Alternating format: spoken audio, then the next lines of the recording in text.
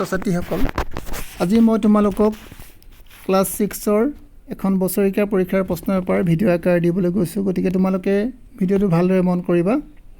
ইয়াত সকলোবিলাক প্ৰশ্নৰ উত্তৰ তোমালোকক মই কৰাই দিছোঁ। গতিকে তোমালোকে উত্তৰবিলাক চাই যাবা। ইয়াত তোমালোকৰ দিয়া আছে প্ৰশ্ন 1ৰ পৰা তোমালোকৰ 20লৈকে সকলোবিলাক প্ৰশ্নৰ তোমালোকৰ 1 নম্বৰকৈ দিয়া হৈছে আৰু তোমালোকৰ উত্তৰবিলাক দিয়াই আছে। কেৱল তোমালোকে শুদ্ধ উত্তৰবিলাক লিখি যাব লাগে। গতিকে তোমালোকে কিদৰে কৰিবা তাক মই তোমালোকক অলপ বুজাই দিছোঁ।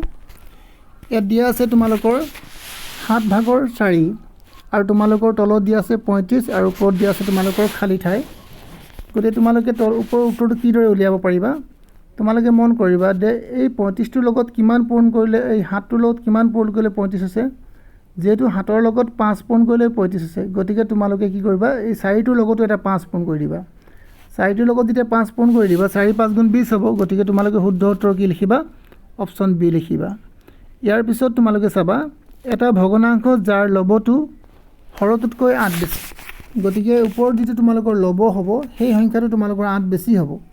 গতিকে তোমালোকে চাবা ওপৰত দিয়া আছে তোমালোকৰ 18 আৰু তলত দিছে 10। যেহেতু 10টোতকৈ এইটো 8 বেছি হয়, গতিকে তোমালোকৰ শুদ্ধ উত্তৰ কোনটো হ'ব? প্ৰথমটোৱে হ'ব। ইয়াৰ পিছত তোমালোকে চাবা 75 পইচা ইয়াক যদি আমি টকালৈ লৈ যাওঁ তেতিয়া আমি কি লিখিম? ইয়াত 0.75 লিখিম। গতিকে তোমালোকে উত্তৰ কোনটো লিখিব? 0.75 লিখিবা 75 টকা। ইয়াৰ পিছত চোৱা এটা সুষম পঞ্চভুজৰ সমমিত ৰেখাৰ সংখ্যা কিমান? এটা পঞ্চভুজৰ যদি আমি সমমিত ৰেখা উলিয়াব যাওঁ তেতিয়াহ'লে আমি তাৰ সমমিত ৰেখা কেইডাল পাওঁ? এডাল পাওঁ। গতিকে তোমালোকে প্ৰশ্ন কি লিখিবা? 1 বুলি লিখিবা। ইয়াৰ পিছত নেক্সট তোমালোকে চাবা 12.18ৰ লঘিষ্ঠ আকাৰ হ'ব। ইয়াক যদি আমি লঘিষ্ঠ আকাৰলৈ নিওঁ 12টোক যদি আমি 6ৰে হৰণ কৰোঁ 6 × 2 = 12 হ'ব আৰু 18টোক আমি 6ৰে হৰণ কৰিব 6 × 3 = 18। গতিকে প্ৰথমৰটো তোমালোকৰ 2 গ'ল, তাৰপিছতো 3। গতিকে ওপৰত 2 তলত 3। গতিকে প্ৰথম অপশ্যনটো হ'ব তোমালোকৰ এই নম্বৰটো হ'ব তোমালোকৰ বি নম্বৰ অপশ্যনটো শুদ্ধ উত্তৰ হ'ব। ইয়াৰ পিছত তোমালোকে চাবা 7 ভাগৰ 5ৰ সমান ভগ্নাংশ। 7 ভাগৰ 5ৰ সমান ভগ্নাংশ মানে কি? আমি তলত চাম ইয়াত 21 আছে। যদি আমি ইয়াৰ লগত কি পূৰণ কৰিলে 21 হ'ব? যদি মই ইয়াত 2 3 পূৰণ কৰোঁ 21 হৈ যাব আৰু ওপৰত যদি 3 পূৰণ কৰোঁ 3 × 5 = 15। গতিকে ইয়াত 21 ভাগৰ 10 দিয়া আছে। গতিকে এইটো উত্তৰ হ'ব নোৱাৰে আৰু ইয়াত 21 ভাগৰ তোমালোকৰ 15 দিয়া আছে। গতিকে তোমালোকৰ শুদ্ধ উত্তৰ কোনটো হ'ব? অপশ্যন বি হ'ব। ইয়াৰ পিছত তোমালোকে চাবা 472.05 দশমাংশ স্থানত থকা সংখ্যাটো কি? দশমাংশ স্থান মানে কি? দশমিকৰ পিছৰ সংখ্যাটোক দশমাংশ স্থান বুলি কয়। গতিকে তোমালোকে 0 লিখিব পাৰিবা। ইয়াৰ পিছত তোমালোকে 8 নম্বৰ প্ৰশ্নটোলৈ মন কৰা। তলত দিয়া কোনটো ইংৰাজী বৰ্ণ দুডাল সমমিত ৰেখা আছে? দুডাল সমমিত ৰেখা থকা ইংৰাজী বৰ্ণমালাটো হৈছে তোমালোকৰ এইচ। এইচটো আমি এনেকৈও ভাগ কৰিব পাৰোঁ আৰু এনেকৈও ভাগ কৰিব পাৰোঁ, মনত ৰাখিবা। ইয়াৰ পিছত 9 নম্বৰ প্ৰশ্নটোলৈ মন কৰা। 90 ডিগ্ৰী কোণটোক সমানে দুভাগ কৰিলে এটা কোণৰ জোখ কিমান হ'ব? গতিকে তোমালোকে জানা 90 ডিগ্ৰী দুটা কোণত যদি আমি ভাগ কৰোঁ আমি 45 ডিগ্ৰী পাম। গতিকে উত্তৰ তোমালোকৰ অপশ্যন হ'ব বি নম্বৰ। ইয়াৰ পিছত তোমালোকে 10 নম্বৰটো চাবা 19 ভাগৰ 3 আৰু 19 ভাগৰ 7। গতিকে 19 ভাগৰ 3 আৰু 19 ভাগৰ 7 যোগ কৰিলে আমি 19 ভাগৰ 10 লিখিব পাৰিম, কাৰণ তলৰ দুটা আমাৰ লসাগু একেই হ'ব। গতিকে 19 আছে। 12ডাল কলমৰ দাম 60 টকা, তেতিয়াহ'লে দুডাল কলমৰ দাম কিমান হ'ব? 12ডাল কলমৰ দাম যদি 60 টকা হয় তোমালোকে এডাল কলমৰ দাম উলিয়াই ল'বা। এডাল কলমৰ দাম তোমালোকে 12ৰে 60 হৰণ কৰিবা 5 টকা ওলাব। গতিকে 5ৰ লগত 2 পূৰণ কৰি দিবা, তেতিয়া তোমালোকৰ উত্তৰ হ'ব 10 টকা। ইয়াৰ পিছত +25ৰ লগত কি প্লাছ কৰিলে তোমালোকৰ 0 হ'ব? 25ৰ লগত আমি -25 যদি পূৰণ কৰোঁ তেতিয়া আমি কি পাম? 0 পাম। গতিকে শুদ্ধ উত্তৰ কোনটো হ'ব আমাৰ? -25 ডি নম্বৰ অপশ্যন হ'ব। ইয়াৰ পিছত তোমালোকে চাবা 5 সমষ্টি 7 ভাগৰ 4 অপ্ৰকৃত ভগ্নাংশ হ'ব কিমান? অপ্ৰকৃত ভগ্নাংশ মানে তোমালোকে বুজি লোৱা এই 7 আৰু 5 পূৰণ কৰিবা। 7 × 5 = 35 আৰু ওপৰতো যোগ কৰি দিবা 39। গতিকে তোমালোকে 7 ভাগৰ 39 লিখিবা। ইয়াৰ পিছত তোমালোকে চোৱা 400 + 7 + 10 ভাগৰ 2 + 100 ভাগৰ 1। গতিকে এই গোটেইখিনি যদি আমি বিস্তাৰিত ৰূপত লিখোঁ, যদি সাধাৰণ ৰূপত লিখোঁ আমি কি লিখিব লাগিব? 407.21 লিখিম। মানে প্ৰথম অপশ্যনটোৱে শুদ্ধ উত্তৰ হ'ব। শুদ্ধ বিকল্প বাছি তলৰ চিত্ৰ সম্পূৰ্ণ কৰা।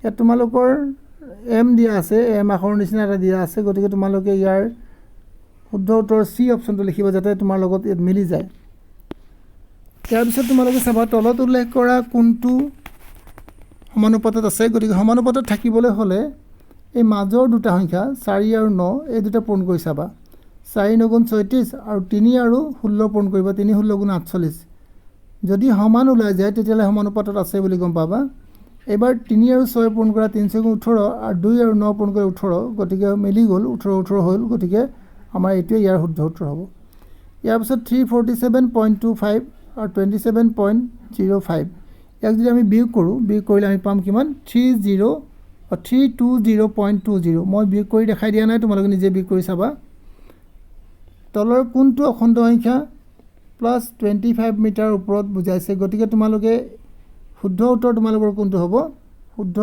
উত্তৰ তোমালোকৰ অপশ্যন হ'ব এইটো হ'ব এইটো হ'ব এইটো নহ'ব সৰি তোমালোকৰ এইটো শুদ্ধ উত্তৰ নহয় গতিকে শুদ্ধ উত্তৰ তোমালোকৰ কোনটো হ'ব প্লাছ 25 সেন্টিমিটাৰ এইটোৱে হ'ব শুদ্ধ উত্তৰ কোনটো হ'ব তোমালোকৰ 25 টো হ'ব এইটো নহ'ব 25 টো হ'ব ইয়াৰ পিছত নেক্সট আমি চাওঁ 4:5 ৰ সমানুপাত হ'ব কিমান গতিকে তোমালোকে কি কৰিবা 2 লগত যদি 4 লগত 2 পূৰণ কৰা 2 4 গুণ 8 হ'ব 8 হৈছে মিলিছে এইটো কিন্তু ইয়াৰ লগত যদি মই 2 পূৰণ কৰোঁ 10 হ'ব গতিকে 10 নাই গতিকে এইটো আমি কৰিব নোৱাৰোঁ বা এনেকৈ সংখ্যা আমি নাই পোৱা গতিকে আমি কি কৰিম এতিয়া 2 লগত 3 4 লগত 3 যদি পূৰণ কৰোঁ 3 5 গুণ 15 3 4 গুণ 12 হ'ব আৰু 3 পূৰণ কৰি 3 5 গুণ 15 গতিকে শুদ্ধ উত্তৰটো কোনটো হ'ব আমাৰ চি নম্বৰ অপশ্যনটো হ'ব এটা বৃত্তৰ সমমিতি ৰেখাৰ সংখ্যা কিমান গতিকে মনত ৰাখিবা এটা বৃত্তৰ সমমিতি ৰেখাৰ সংখ্যা হৈছে তোমালোকৰ অসংখ্য তোমালোকে অপশ্যন কি লিখিবা ডি লিখিবা এইখিনি তোমালোকৰ 1 নম্বৰ প্ৰশ্ন হৈ গ'ল ইয়াৰ পিছত তোমালোকে মন কৰিবা এইবাৰ তোমালোকৰ খালী ঠাই পূৰ কৰা তোমালোকে এই খালী ঠাই পূৰ কৰাবিলাক মই তোমালোকক বহিটো কৰাই দিছোঁ গতিকে তোমালোকে বহিৰ পৰা উত্তৰবিলাক চাই ল'বা এতিয়া তোমালোকে কেৱল প্ৰশ্নখন চাই লোৱা আৰু ইয়াৰ উত্তৰবিলাক তোমালোকে বহিত পাই যাবা বহিৰ পৰা চাই ল'বা এইখিনি আছিলে তোমালোকৰ প্ৰশ্নখিনি নিজে নিজে পঢ়ি ল'বা বা মই তোমালোকক বহিত কৰাই দিছোঁ তাৰ পৰা তোমালোকে প্ৰশ্ন উত্তৰবিলাক চাই ল'ব পাৰিবা ধুনীয়াকৈ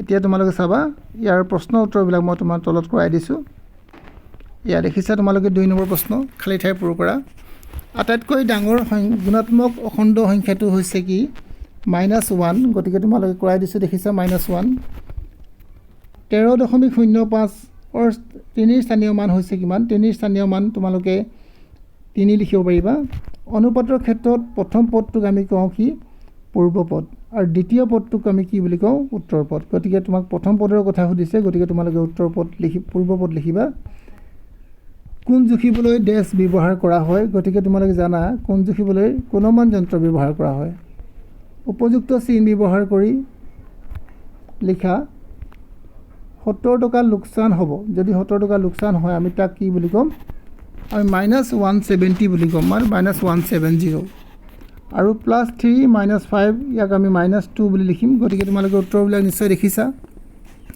215.15ৰ দশমিক ৰূপত হ'ব তোমালোকৰ উত্তৰটো কিমান 215 দেখিছা তোমালোকে 215.15 15 বুলি নকয় 15 বুলি কয় 5 সংখ্যাটোত সমমিতি ৰেখা আছে আমি লিখিম 5 সংখ্যাটোত 0ডাল সমমিতি ৰেখা আছে মানে এডালো সমমিতি ৰেখা নাই ইয়াত আৰু 9 ভাগৰ 11 9 ভাগৰ 7 এই দুটা যদি আমি বিয়োগ কৰোঁ আমি 9 ভাগৰ 4 পাম যেহেতু তলত 9 9 আছে গতিকে ইয়াৰ লসাগু 9 থাকিব আৰু ওপৰৰ সংখ্যাকেইটা কেৱল বিয়োগ কৰিলেই হৈ যাব ইয়াৰ পিছত নেক্সট আমি চাওঁ 32.50 6.18 আৰু 11.2 এই গোটেইকেইটা সংখ্যা মই ইয়াত যোগ কৰি তোমালোকক দেখুৱাইছোঁ গতিকে তোমালোকে যোগ কৰি চাবা 49.88 ওলাইছে গতিকে তোমালোকে উত্তৰ 49.88 লিখিবা দশমিক ৰূপত লিখা 17 অযুতাংশত আমি যদি লিখিবলৈ যাওঁ 10,000 ভাগৰ 17 লিখিম আৰু তাক যদি আমি দশমিকত লিখোঁ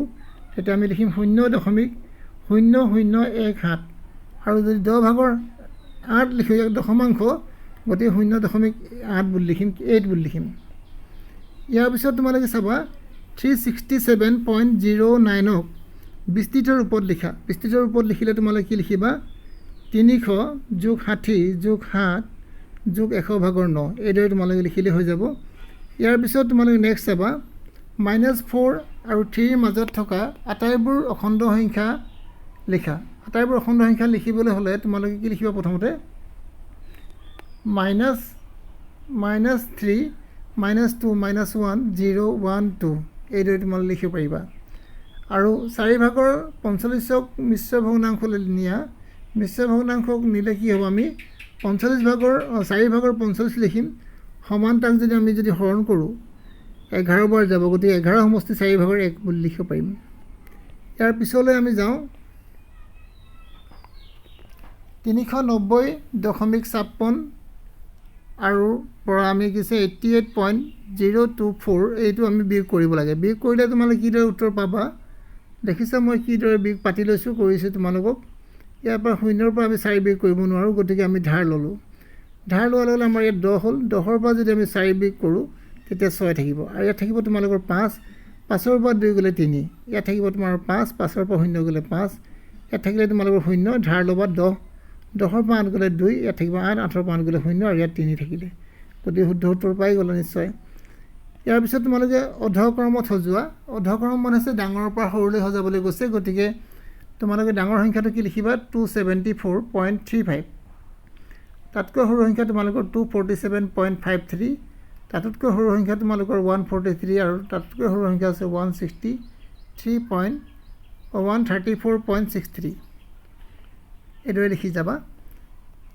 3 টকা আৰু 40 পইচাৰ অনুপাত ওলোৱা। গতিকে তোমালোকে 3 টকা আৰু 40 পইচাৰ অনুপাত উলিয়াবলৈ যাওঁতে এইদৰে লিখিবা 3 টকা মানে হৈছে তোমালোকৰ 300 পইচা আৰু 40 পইচা মানে তোমালোকৰ 40 পইচাই হ'ব। গতিকে পইচা কেঞ্চেল কৰিলে থাকিব তোমালোকৰ কিমান 300/40, গতিকে 0 0 কাটি দিয়া। গতিকে আমাৰ কি হ'ব 2ৰে কাটিলে আমাক 4 বাৰ আৰু 2ৰে কাটিলে ইয়াক 15 বাৰ আৰু হৰণ কৰিব আমি নোৱাৰোঁ, গতিকে 15 অনুপাত কি লিখিলোঁ 2 লিখিলোঁ। এইটো হৈ গ'ল নিশ্চয়। ইয়াৰ পিছত আমি চাম 7 ভাগৰ 3 তিনিটা সমতুল্য ভগ্নাংশ নিৰ্ণয় কৰা। গতিকে মই কৰি দিছোঁ, তোমালোকে ভালদৰে মন কৰিবা।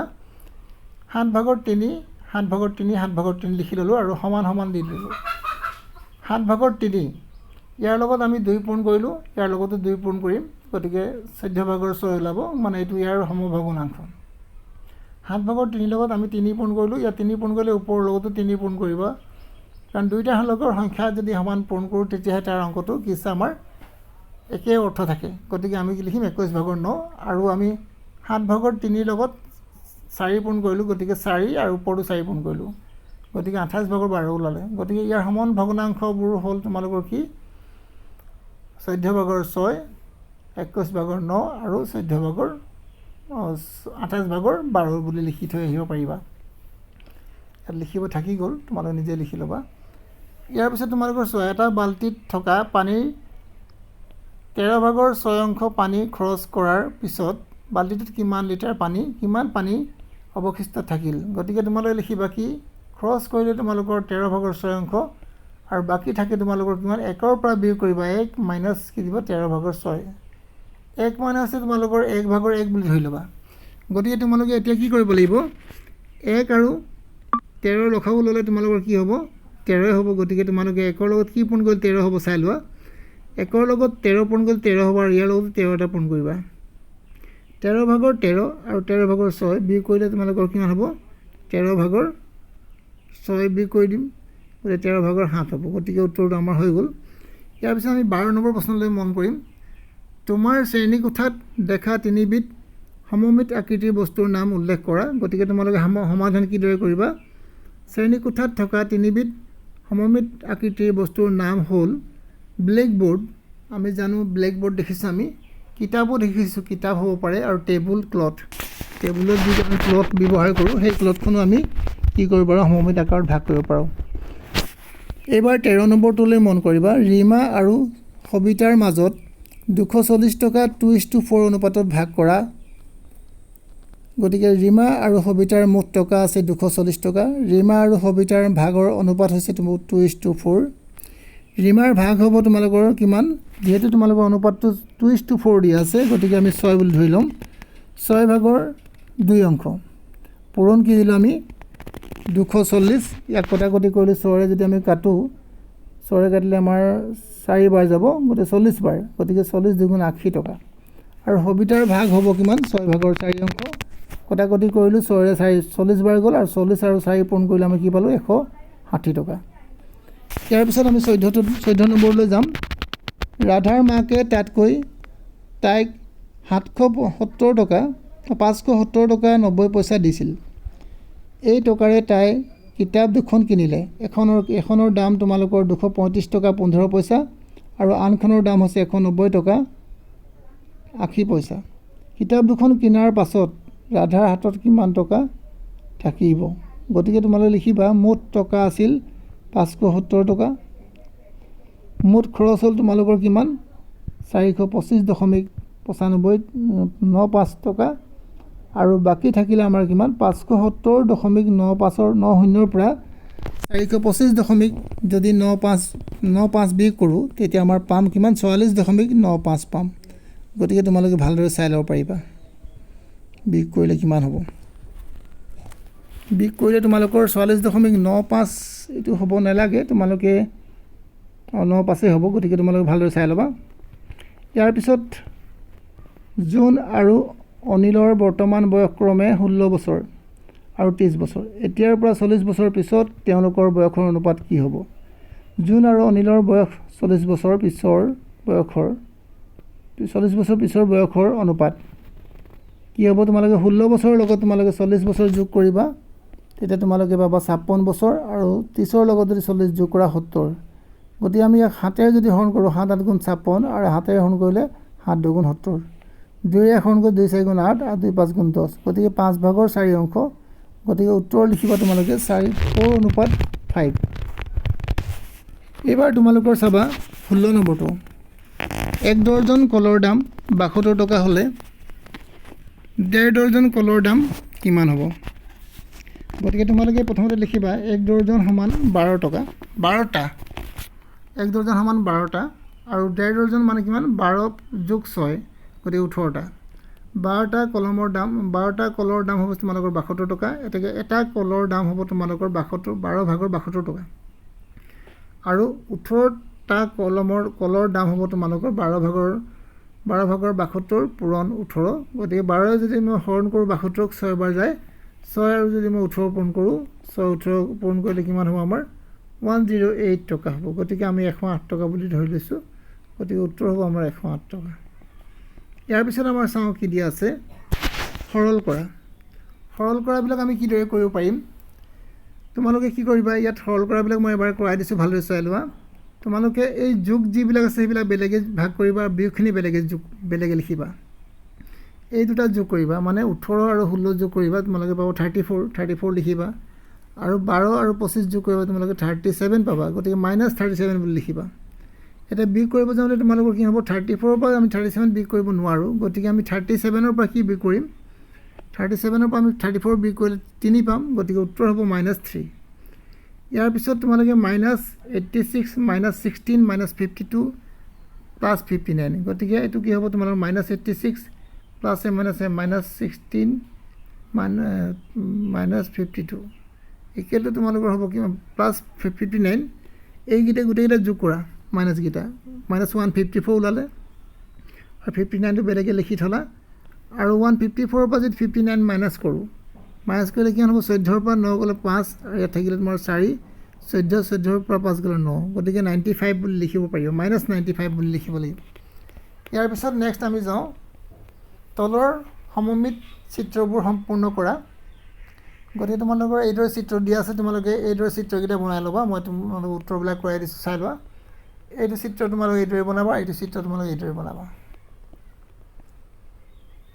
19 নম্বৰটো 5.5 চেণ্টিমিটাৰ জোখৰ ৰেখাখণ্ড অংকন কৰা আৰু তাক নামাকৰণ কৰিবা তোমালোকে বি লিখিবা আৰু 3.5 চেণ্টিমিটাৰ জুখিব নিশ্চয় জানিবা মই তোমালোকে এতিয়া জুখি দেখাই দিব নোৱাৰিছোঁ তোমালোকে স্কেল দি জুখি যাবা ইয়াৰ পিছত সংখ্যা ৰেখাত বিয়োগ কৰা তোমালোকৰ কি দিছে প্ৰথমে চোৱা ইয়াত তোমালোকৰ শূন্যৰ পৰা তোমালোকে 8 যাব লাগিব গতিকে তুমি শূন্যৰ পৰা 8 গ'লে ইয়াৰ পৰা হ'ব 1 2 ইয়াত 8লৈকে হ'ব ইয়াৰ পৰা 8লৈকে আৰু তোমালোকে ইয়াত কি দিছে মাইনাছ কি দি আছে ইয়াত 5 দি আছিলে কেৱল 5 গতিকে মাইনাছ কি দিব লাগিব 5 -5 হ'লে কি হ'ব গতিকে তোমালোকে ইয়াত যদি প্লাছ থাকে তেতিয়া তোমালোকে মাইনাছ ফালে যাব লাগিব আৰু যদি মাইনাছ থাকে তেনে প্লাছ ফালে যাব লাগিব গতিকে মাইনাছ আছে আৰু প্লাছ আছে গতিকে মাইনাছ ফালে যাওঁ 1 2 3 4 5 মানে তোমালোক 14ত হ'ব গতিকে এইটো প্ৰশ্নটো অলপমান ভুল হৈছে গতিকে উত্তৰ তোমালোকে শুদ্ধ কৰি ল'বা ইয়াৰ পৰা তোমালোকে কিহত যাব ইয়াত যাব লাগিব আৰু উত্তৰ কি লিখিবলৈ ইয়াত 13 লিখিম মাইনাছ কি লিখিম 13 ইয়াৰ পিছত নেক্সট আমি চাওঁ এটা চতুৰ্ভুজকা যাৰ এডাল উলম্বভাৱে সমমিত ৰেখা থাকে আছে কিন্তু অনুভূমিকভাৱে নাথাকে গতিকে তোমালোকে বনাবা চতুৰ্ভুজটো কিদৰে চোৱা কিদৰে বনাবা এইদৰে বনাবা ট্ৰেপেজিয়াম নিচিনা বনাই দিবা ট্ৰেপেজিয়ামে হয় আৰু এইটো তোমালোকৰ সমমিত ৰেখা আৰু এইডাল তোমালোকৰ সমমিত ৰেখা নহয় এইডাল সমমিত ৰেখা হ'ব পাৰে এইডাল হ'ব তোমালোকৰ কিন্তু এইডাল তোমালোকৰ সমমিত ৰেখা হয় এইডাল কিন্তু তোমালোকৰ নহয় এইডাল সমমিত ৰেখা নহয় মত ৰাখিবা এইটো কি নহয় সমমিত ৰেখা নহয় মত ৰাখিবা এইটো তোমালোকে ছবি এটা বনাব বা তোমালোকে এ বনাব পৰা যায় এ বনাবলৈ কোৱা নাই মই এও বনাই দিছোঁ ইয়াৰ পিছত তোমালোকে 22 নম্বৰটোলৈ মন কৰা 5 সেন্টিমিটাৰ ব্যাসাৰ্ধৰ এটা বৃত্ত অঁকা বৃত্তটোৰ যিকোনো এডাল জিয়া আঁকা আৰু জিয়াডাল লম্ব সমদ্বিখণ্ডক অঁকা গতিকে প্ৰথমতে কি কৰিলোঁ আমি কিমান সেন্টিমিটাৰ 5 সেন্টিমিটাৰ জোখৰ এডাল ৰেখাখণ্ড আঁকি ল'লোঁ ইয়াত আমি ইয়াৰ পৰা জুখিলোঁ জোখাৰ পিছত কি কৰিলোঁ আমি বৃত্তটো কেন্দ্ৰৰ ক'ত ধৰিলোঁ আমি অ'ত ধৰিলোঁ কেন্দ্ৰৰ ক'ত ধৰিলোঁ অ'ত ধৰিলোঁ আৰু অ'ৰ পৰা আমি কি কৰিলোঁ ইয়াৰ পৰা কেন্দ্ৰ কৰি এইটো ঘূৰাই দিলোঁ কিমান সেন্টিমিটাৰ জোখত এইটো 5 সেন্টিমিটাৰ ঘূৰাই দিয়াৰ লগে ইয়াত কি হ'ল এটা চাৰ্কল বৃত্ত হৈ গ'ল গতিকে ইয়াৰ পিছত আমি ইয়াক এডালত যা আঁকিম আৰু এই জালত সমদ্বিখণ্ড কৰিম সমদ্বিখণ্ড কৰিবলৈ হ'লে তোমালোকে ইয়াৰ পৰা এটা চাপ আঁকিব লাগিব আৰু ইয়াৰ পৰা এটা চাপ আঁকিব লাগিব আকৌ ইয়াৰ পৰা এটা চাপকেইটা আঁকিয়ে হ'ব ইয়াৰ পিছত আমি চাওঁ নেক্সট আমাৰ কি দিয়া আছে কম্পাছ ব্যৱহাৰ কৰি আমি 60 ডিগ্ৰী কোণ এটা অঁকা আৰু কোণটোক সমানে দুভাগ কৰা তোমালোকে নিশ্চয় দেখিছা কিদৰে আঁকিলোঁ প্ৰথমতে এটা ৰেখাখণ্ড আঁকি ল'বা আৰু ইয়াৰ পৰা আমি পেঞ্চিল কম্পাছ লৈ যিকোনো জোখৰ তেনেকুৱা এটা চাপ আঁকিবা এই চাপটোৰ পৰা আকৌ এটা কাটিবা ইয়াত এইটো হৈ গ'ল তোমালোকৰ 60 ডিগ্ৰী আৰু সমানে দুভাগ কৰিবলৈ ইয়াৰ পৰা জুখিবা ইয়াৰ পৰা ইয়ালৈকে এটা কাটিবা আৰু ইয়াৰ পৰা ইয়ালৈ কাটিবা এইটো মাজতে ভাগ কৰি দিবা এইটো সমান হৈ যাব গতিকে তোমালোকে কিদৰে কৰিবলৈ নিশ্চয় বুজি পাইছা যদি তোমালোকে বুজি নোপোৱা তেতিয়াহ'লে মোক তোমালোকে ভিডিঅ'ত ক'ব পাৰিবা কমেণ্টত জনাবা যে মই বুজি পোৱা নাই মই তেতিয়া তোমালোকক নেক্সট ভিডিঅ'ত বুজাই দিবলৈ চেষ্টা কৰিম আৰু প্ৰকল্প তোমালোকক দিছে প্ৰকল্প তোমালোকক শ্ৰেণী শিক্ষকে দিব গতিকে মই দিব তোমালোকক নোৱাৰোঁ আৰু যদি তোমালোকে মোৰ ভিডিঅ'বোৰ চাই উপকৃত হ'ব পাৰিছা তেতিয়াহ'লে চেনেলটো এবাৰ তোমালোকে নিশ্চয় লাইক কৰিবা ছাবস্ক্ৰাইবো কৰিবা ছাবস্ক্ৰাইব কৰিলে তোমালোকে মোৰ আগৰ ভিডিঅ'বিলাকো চাব পাৰিবা আৰু নতুন ভিডিঅ' তোমালোকে চাবলৈ সক্ষম হ'বা আজিলৈ মই তোমালোকক ইমানতে এৰিছোঁ নেক্সট ভিডিঅ'ত আকৌ লগ পাম